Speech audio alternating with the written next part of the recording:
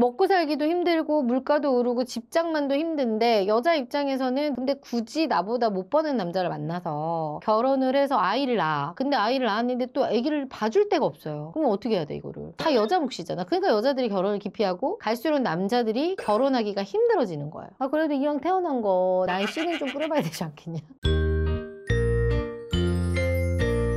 대표님, 네. 최근에 뉴스 기사를 보니까요. 네. 작년에 혼인 신고가 19만 3천 건으로 9.8% 정도 떨어졌다고 하더라고요. 아 우리 회사는 지금 갈수록 성혼율이 좋아지는데 왜 떨어지는 거지? 그래서 혼인 건수가 역대 최저라고 지금 기사가 나왔는데 심각하네요. 한방 대표님 같은 경우는 이게 결정사다 보니까 네. 결혼율이 떨어지면 불안할 것 같은데 어떻게 생각하세요? 사실 저도 불안하긴 한데 제가 정말 직업을 잘 선택했다고 생각하는 것 중에 하나가 결혼은 본능이거든요. 남자와 여자가 아무리 전쟁통에도 사랑하고 애는 낳잖아. 거느릴 수 없는 본능이야. 그래서 저는 그렇게 생각해요. 결혼을 하고 싶은 사람들은 어떻게든 결혼을 하거든요. 그러니까 그 시장을 이제 가져가는 건데 국가적으로 봤을 때는 좀 손해가 아닐까 싶어요. 계속 인구가 이렇게 줄어들고 있잖아요. 애들도 적게 낳고 하니까 출산율도 엄청 줄어들지 않았나요? 많이 줄어들고 있어요. 지금. 한 명도 안 되죠. 일본보다 더 떨어졌던 어떡하냐. 몇 명이에요? 0.7~8명 정도 된다고 생각합니다. 정말 나는 국가에 정말 이바지하는 일을 하고 있네요. 우리는 맨날 봤잖아. 애 낳았다 막 이렇게 보내잖아요. 정말 좋은 일을 하고 있네요. 지금 대표님이 여기서 이렇게 결정사를 운영하신 지 얼마나 되셨어요? 저는 지금 여기서 한 6년 정도 좀 넘었고요. 결혼정보 회사를 운영한 지는. 제가 결혼정보 회사에서 일한 것만 한 14, 15년 되니까. 그럼 10년이면 금수강산.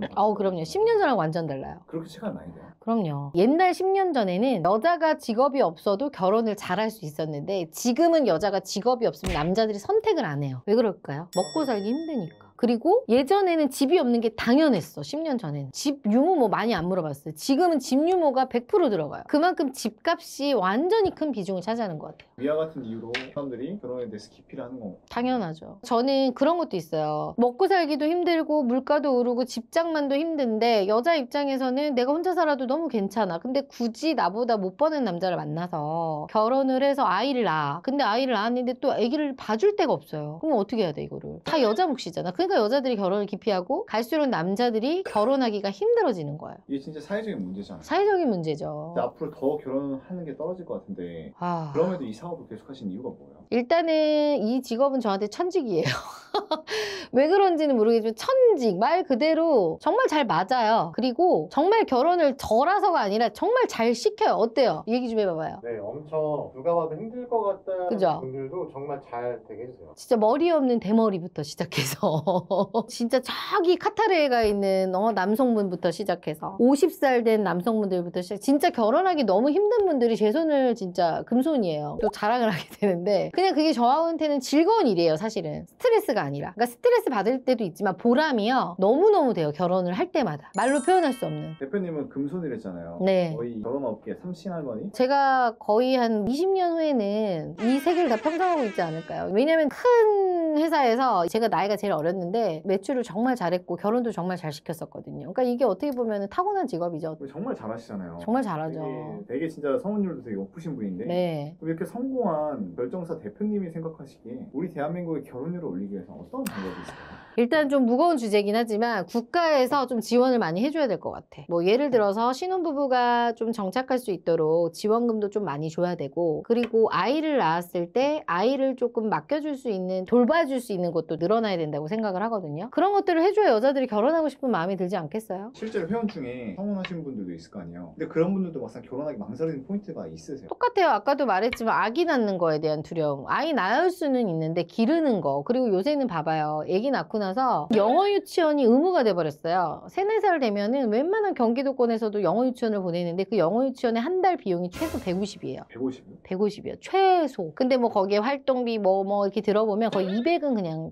있어야 돼. 그럼 한 달에 200을 애한테 쏟아야 된단 말이에요. 150에서 200을. 최저시급이랑 똑같은데요? 그러니까요. 근데 영어 유치원 안 보내도 되긴 하지만 다른 애들은 막 영어를 막 이렇게 해. 근데 얘는 못해 내 아들은. 그럼 어떻게 어떡해요? 마음이 또 찢어지겠죠. 안 보낼 수가 없는 거야. 진짜 돈을 들인 만큼 애가 한다라는 소리가 있거든요. 이렇기 때문에 그냥 안 낳는 거예요, 젊은 사람들이. 이렇게 얘기를 해주셨지만 국가도 되게 노력을 많이 하고 있는데 이게 진짜 쉽진 않을 것 같거든요.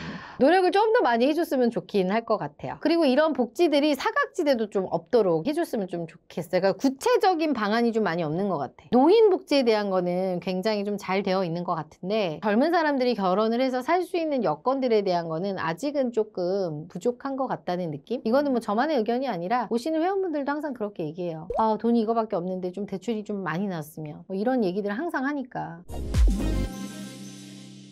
어렵다고 이렇게 피하려고 하는 분들이 있는가 하면 또 어떤 분들은 어려울수록 더 좋은 사람 만나서 내가 악착같이 살아야지 또 라고 생각하시는 분들도 있어서 저는 결혼에 대한 거는 본인의 진짜 인생의 가치관과 마인드의 차이라고 생각하거든요. 본인이 60대 70대 돼서도 난 결혼 못해 라는 생각은 분명히 하실 거예요. 다 똑같이 고민해요. 본인들만 고민하는 게 아니라 대한민국의 모든 분들이 다 고민하거든요. 근데 이 같은 고민을 할 때 어떻게 행동하고 어떻게 시작하느냐에 따라서 내 인생이 달라져요. 그래도 이왕 태어난 거 나의 씨는 좀 뿌려봐야 되지 않겠냐. 여자로 태어나서 애도 낳아보고 인간으로서 좀 권리를 누려봐야 되지 않겠어요. 저는 엄마도 돼보고 아빠도 돼보고 한번 태어난 인생이면 해볼 만한 경험인 것 같긴 해요.